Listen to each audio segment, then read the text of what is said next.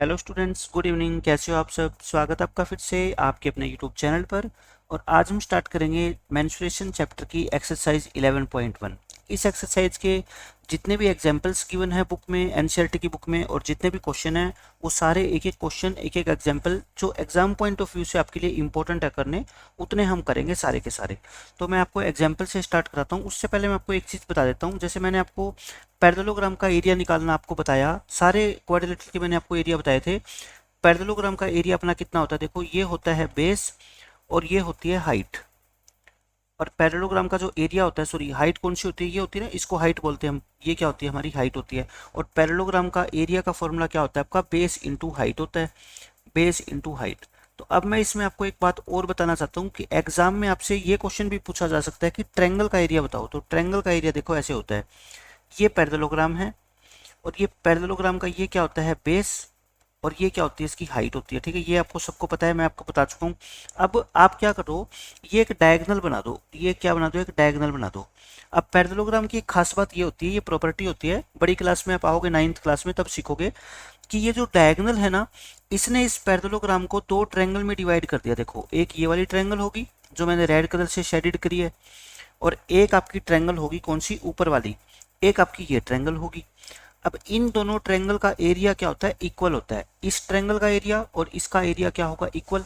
अब आप मेरे को बताओ, अगर मान लो इस पूरे पैरेललोग्राम का एरिया 50 है तो इसका कितना होगा? 25, और इसका कितना होगा? 25। ठीक है, यानी कि पूरे पैरेललोग्राम के एरिया को अगर मैं 2 से डिवाइड कर दूं तो वो एक ट्रायंगल का एरिया निकल जाएगा क्या? आप कहोगे जी बिल्कुल निकल जाएगा। ठीक है, तो मैं आपको एक फॉर्मूला बताना चाहता हूँ एरिया ऑफ ट्रायंगल का। एरिया ऑफ ट्रायंगल आप ये भी नोट डाउन कर लेना, जहाँ पे आपने सारे के सारे फॉर्मूले लिखे हैं। देखो, आप जब बेसिक्स लिखते हो ना किसी भी चैप्टर के, तो 4-5 पेज अपनी नोटबुक के रजिस्टर के छोड़ दिया करो, ताकि वो फॉर्मूले वगैरह सारे आप एक जगह पे लिख सको, और बाद में जब चैप्टर की रिवीजन आप करो, पहले सारे के सारे फॉर्मूले आपके सामने आ जाए। ठीक है, ट्रायंगल का एरिया, पैरेललोग्राम का एरिया क्या होता था? देखो, बेस इंटू हाइट होता था। Base into height. इसको 2 से क्या कर दो? डिवाइड, क्योंकि इस पूरे एरिया को हम 2 से डिवाइड करेंगे तभी तो ये 25 आएगा ना। पूरे 50 को 2 से डिवाइड करोगे तो देखो 25 आ जाएगा। तो कोई ट्रायंगल का एरिया आपसे पूछ ले एग्जाम में तो क्या कहेंगे हम? Base into height divide by 2। तो ये इंपॉर्टेंट फॉर्मूला है, ये भी आप नोट कर लो।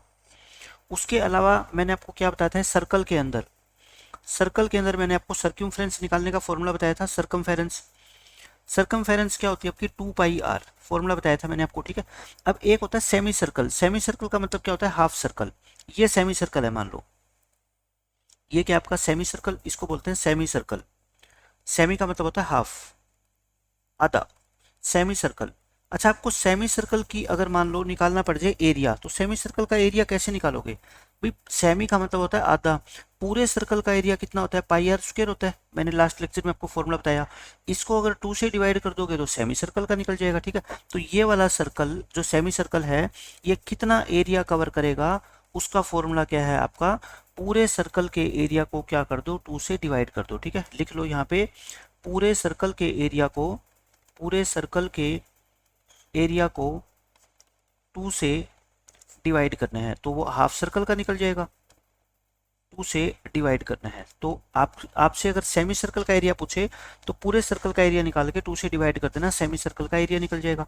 अच्छा, अब सबसे इंपॉर्टेंट यहाँ पे बात आती है कि सेमी सर्कल का अगर आपसे पेरीमीटर पूछ ले, ये जैसे सेमी सर्कल था, ये सेमी सर्कल है। ठीक है, और इसके ऊपर ये लाइन भी लगी हुई है यहाँ पे, और इसका आपसे पूछ लिया क्या? पेरीमीटर या सर्कमफेरेंस।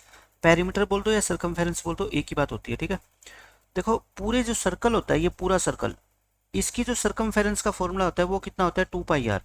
और सर्कमफेरेंस का मतलब होता है धागे की लेंथ। जैसे इस किसी धागे से आपने ये सर्कल बनाया हुआ है, तो वो धागे की लेंथ कितनी है? ये वाली, ये पूरी जो लेंथ को है ना, इसको हम क्या बोलते हैं?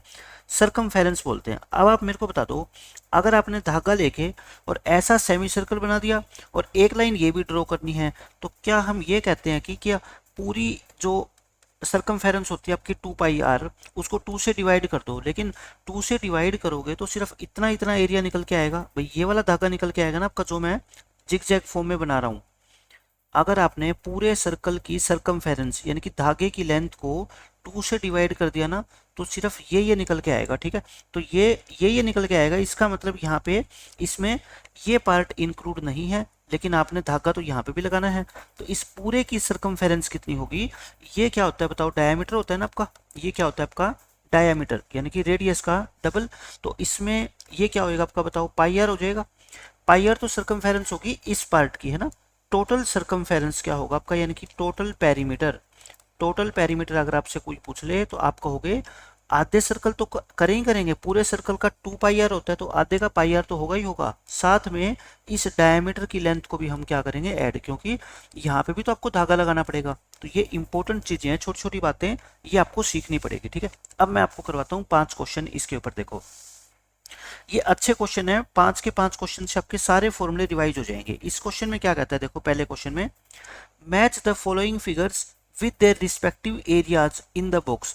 ये बॉक्स दे रखा है, ये 5 फिगर अपने को दे रखे हैं, 1 2 3 4 और 5, और ये एरियाज दे रखे हैं। आपको मैच करना है कि किस फिगर का एरिया कौन सा है। मैच का मतलब आपको निकालना है, ठीक है, सब फिगर का एरिया।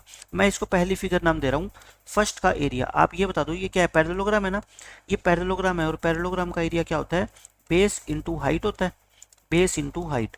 और इसका बेस कितना बता दो मेरे को, 14, और हाइट कितनी है इसकी 7। तो 14 इंटू 7 कितना आ गया आपका 98 सेंटीमीटर स्क्वायर। तो देख लो ये रहा 98 सेंटीमीटर स्क्वायर, तो हमने निकाल दिया।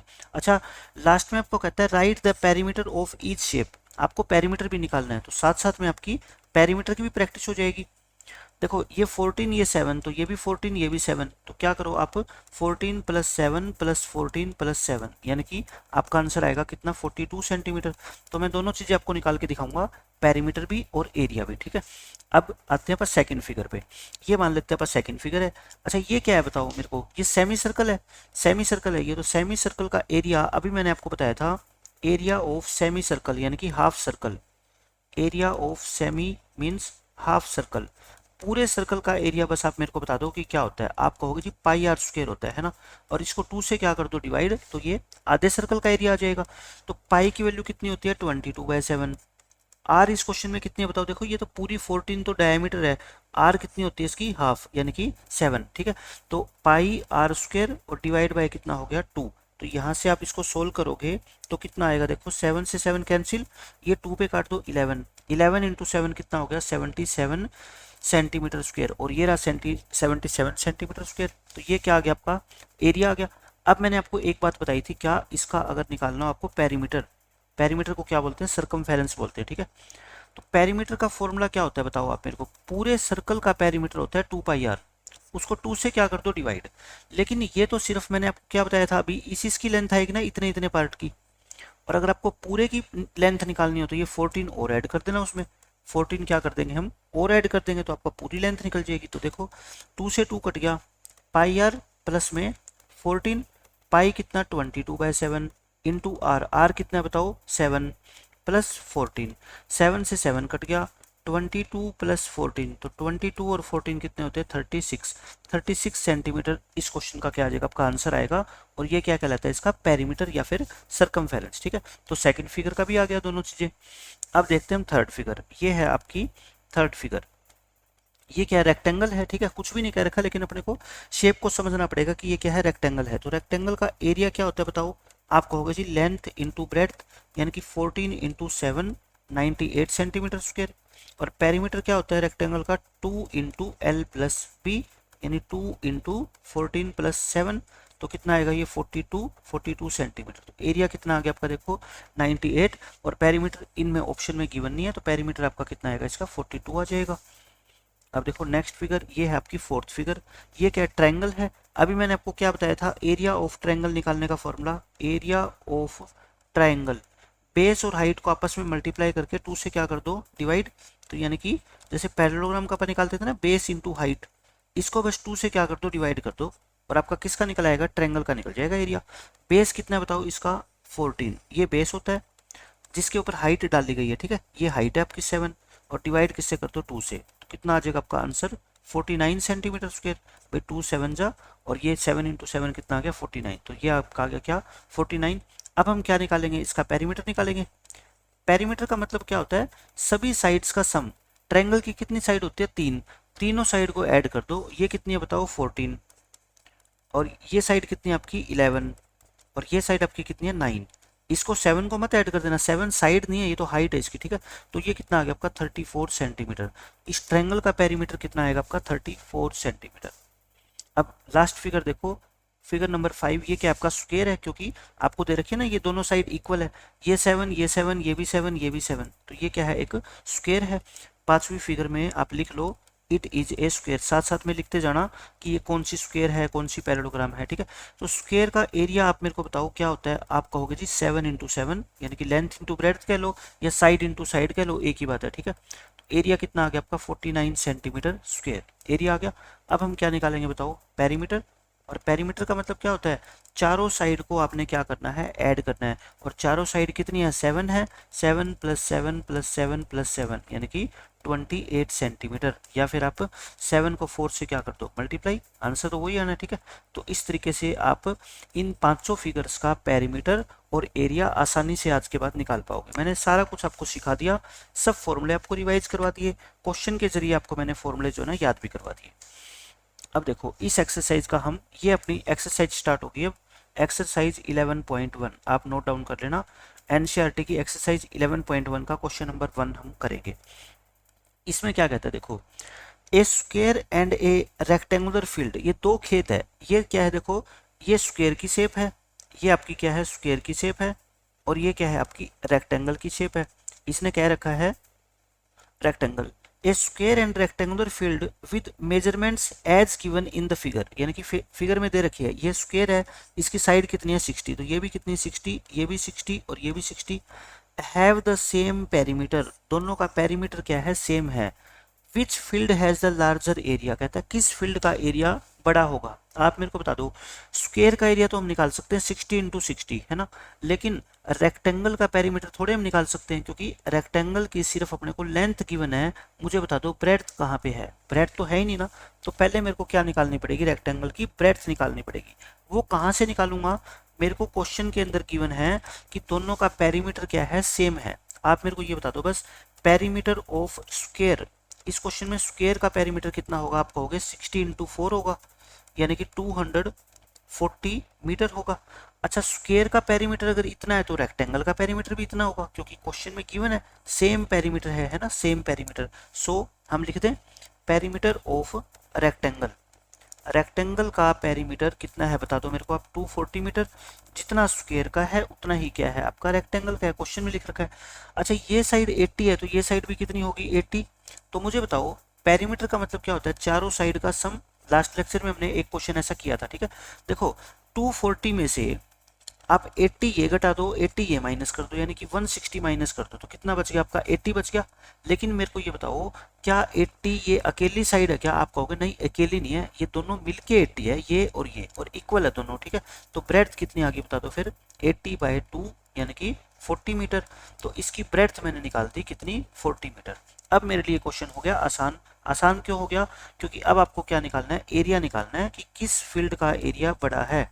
एरिया ऑफ स्क्वायर क्या होता है बता दो मेरे को, साइड इंटू साइड यानी कि 60 इंटू 60, एंड 66 का कितना होता है 3600 मीटर स्क्वायर। अब क्या निकाल लो आप, एरिया ऑफ रेक्टेंगल निकाल लो। रेक्टेंगल का एरिया क्या होता है, length into breadth, length question में गिवन थी, ब्रेड्थ हमने निकाल ली सोल्व करके, तो इसका एरिया कितना आ गया आपका 3200 मीटर स्क्वायर। आपसे क्या पूछा है, किस फील्ड का एरिया बड़ा है, आप खुद देख लो, बड़ा एरिया किसका है 3600 है, ये 3200 है, बड़ा कौन होता है 3600। सो हम लिख देंगे स्क्वायर फील्ड, जो स्क्वायर की शेप में जो फील्ड है खेत है, हैज लार्जर एरिया। और यही इस क्वेश्चन का क्या है आपका आंसर है, ठीक है। ये आपका आंसर आ गया। तो मैं सारे के सारे क्वेश्चन आपको बिल्कुल बेसिक मेथड से कराऊंगा, आराम से समझा के एक एक चीज करवाऊंगा, ताकि पेपर में आप आसानी से उन क्वेश्चंस को समझ सको और उनका आंसर निकाल सको। बस आपकी कैलकुलेशन सही होनी चाहिए, प्लस माइनस मल्टीप्लिकेशन डिवीजन, इनमें अगर आप कोई गलती नहीं करते हो फिर आपका क्वेश्चन गलत नहीं होगा, क्योंकि क्वेश्चन आपके मैथमेटिक्स की बुक में मुश्किल है ही नहीं। और मैं हर एक क्वेश्चन को जो भी एग्जाम के लिए इंपॉर्टेंट है आपके, वो सारे के सारे करवाऊंगा, एग्जाम्पल भी कराऊंगा, अनसोल्ड एक्सरसाइज भी कराऊंगा, ठीक है। आज के लेक्चर में इतना ही रखते हैं, तो मिलते हैं नेक्स्ट लेक्चर में, तब तक के लिए पढ़ते रहिए, खुश रहिए, बाय बाय, टेक केयर।